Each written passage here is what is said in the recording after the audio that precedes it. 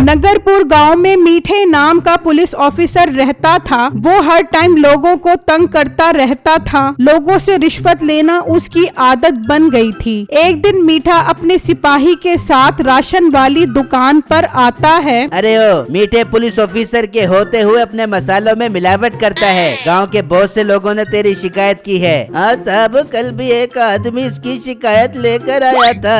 नहीं पुलिस साहब, मैंने कभी अपनी जिंदगी में बेईमानी नहीं की। मैं हलाल रोजी कमाता हूँ। आप खुद ही चेक करें, मेरी किसी चीज में मिलावट नहीं है। चुप, एकदम चुप। मेरे आगे बहस करता है। तेरा क्या मतलब है मैं झूठ बोल रहा हूँ? अभी ले जाकर तुझे थाने में बंद करूँगा तो तेरी अक्ल ठिकाने आ जाएगी। साहब मुझे थाने मत लेकर जाएं, आप जो कहेंगे मैं वही करूँगा। साहब एक काम करे, इसे थाने मत लेकर जाए। ओए दुकानदार, एक काम कर, साहब के घर के लिए 1 महीने का राशन पैक कर दे। अच्छा साहब, मैं भी देता हूँ। फिर वो उससे सामान लेकर वहाँ से चले जाते हैं और थाने आ जाते हैं। मीठे साहब, मुझे तो डर लग रहा था कहीं गांव वाले हमारी शिकायत बड़े ऑफिसर को न कर दें। अरे डरपोक इंसान, गांव वालों के अंदर इतनी जुर्रत नहीं कि वो हमारी शिकायत करे। उनको पता है मैं बहुत सख्त पुलिस वाला हूँ। मीठे साहब कह तो आप बिल्कुल ठीक रहे हैं। मुझे भी लोगों से पैसे वसूल करने का तरीका सिखाएं। अभी तू नया पुलिस में भर्ती हुआ है, मेरे साथ रहेगा तो सब सीख जाएगा। चल एक काम कर, किसी होटल पर चलते हैं, बहुत भूख लग रही है। उसी गांव में एक बुजुर्ग अपने बेटे के साथ समोसे पकोड़ों की दुकान चलाता था। मीठा और सिपाही उसकी दुकान पर आते हैं। ओ बुजुर्गो, एक काम करो, हमारे लिए 2 प्लेट समोसों की लगा दो।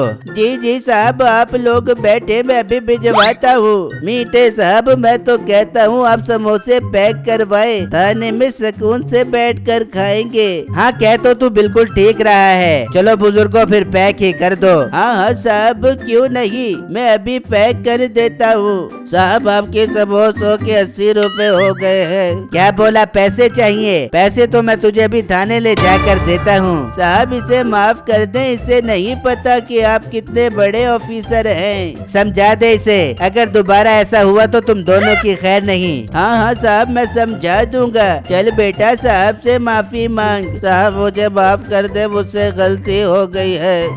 ठीक है, आइंदा से ध्यान रखना।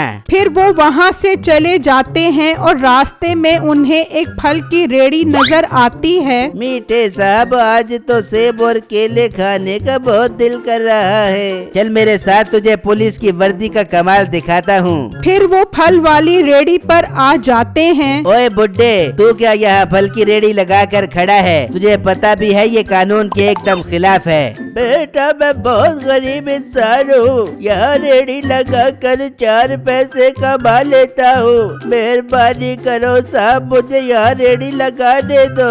अब बुड्ढे बहस करता है मेरे आगे। जब बोला है यहाँ पर रेड़ी नहीं लगानी तो नहीं लगानी। मीठे साहब, पर यहाँ पर रेड़ी लगाना गैर कानूनी तो नहीं है? सिपाही तू चुप कर, तूने सेब और केले खाने हैं कि नहीं? इस बुड्ढे को डराऊंगा तो ही ये हमें हाथ जोड़कर सेब और केले देगा। साहब मैं बहुत गरीब इंसान हूँ, मेरी इसी रेड़ी से मेरे घर का चूल्हा चलता है। जबान चलाता है बुड्ढे मेरे आगे। चल 2 किलो सेब और 1 दर्जन मोटे मोटे चितरी वाले केले पैक कर दे, और कल से तेरी रेड़ी यहाँ पर नजर न आए। फिर मीठा और सिपाही फल लेकर वहाँ से चले जाते हैं और वो बूढ़ा आदमी दुखी होकर रेड़ी लेकर चला जाता है और घर आकर रोने लगता है। तो उसकी बेटी आती है। क्या हुआ अब्बू, आप क्यों रो रहे हैं और आप इतनी जल्दी वापस क्यों आ गए? बेटी, मीठे पुलिस वाले ने मुझे वहाँ फलों की रेड़ी लगाने से मना कर दिया है। मुझे समझ नहीं आ रहा अब हम कहाँ से खाएंगे।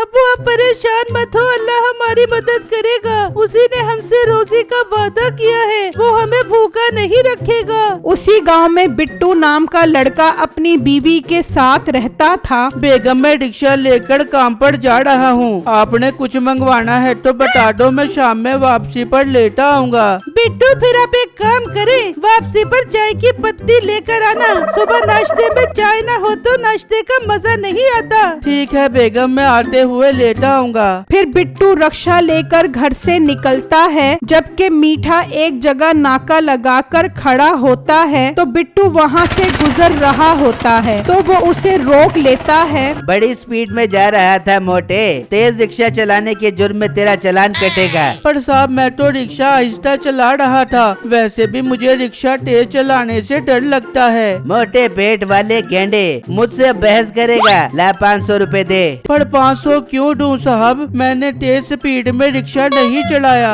साहब के आगे बहस कर रहा है, जो साहब कह रहे हैं वो कर, वरना तेरा रिक्शा थाने में बंद कर देंगे। पर मैं 500 रुपए नहीं दूंगा, आप लोग मेरे साथ गलत कर रहे हो। वो रिक्शा तेज चलाने के जुर्म में बिट्टू को थाने में बंद कर देते हैं। फिर अगला दिन होता है। समोसे वाले भाई, इस गांव में मीठा पुलिस वाला बहुत रिश्वतखोर है। पता नहीं हमारे हंसते बसते गांव में कहां से आ गया, जीना ही हराम कर दिया है उसने तो हमारा। हाँ भाई, आप बिल्कुल ठीक बोल रहे हैं, हमारा भी रोजी कमाना उसने हराम कर दिया है। दूसरी तरफ बिट्टू की बीवी परेशान होकर थाने आ जाती है तो देखकर हैरान रह जाती है कि बिट्टू जेल में बंद होता है। साहब, ये आपने मेरे शोहर को क्यों बंद किया हुआ है? तेरा शोहर तेज स्पीड में रिक्शा चला रहा था, इस जुर्म में बंद है। नहीं नहीं बेगम, मैंने रिक्शा तेज नहीं चलाया था। चुप कर मोटे, एक तो जुर्म करता है ऊपर से बहस करता है, अब तू सारी जिंदगी जेल में सड़ेगा। नहीं नहीं साहब, ऐसा मत कहे, मेरे शोहर को माफ कर दे। मेरे साहब बहुत सख्त ऑफिसर हैं, इतनी आसानी से तेरे शोहर को माफ नहीं करेंगे।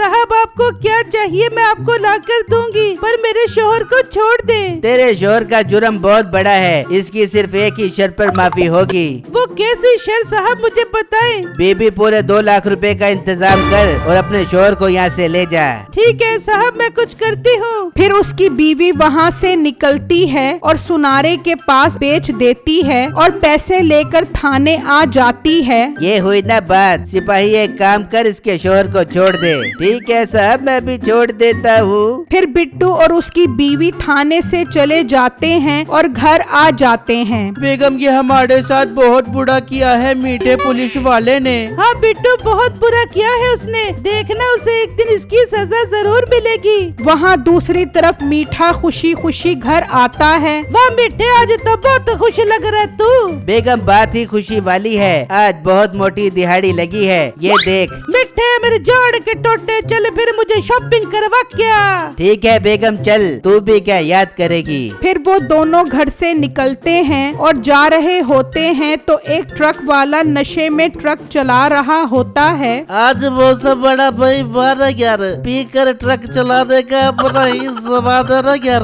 तो उसका ट्रक बेकाबू हो जाता है और वो मीठा और नसीबों को नीचे दे देता है और वहाँ से भाग जाता है। मीठा और नसीबों दोनों मौके पर ही मर जाते हैं। नाजरीन, बुराई का अंजाम हमेशा बुरा ही होता है।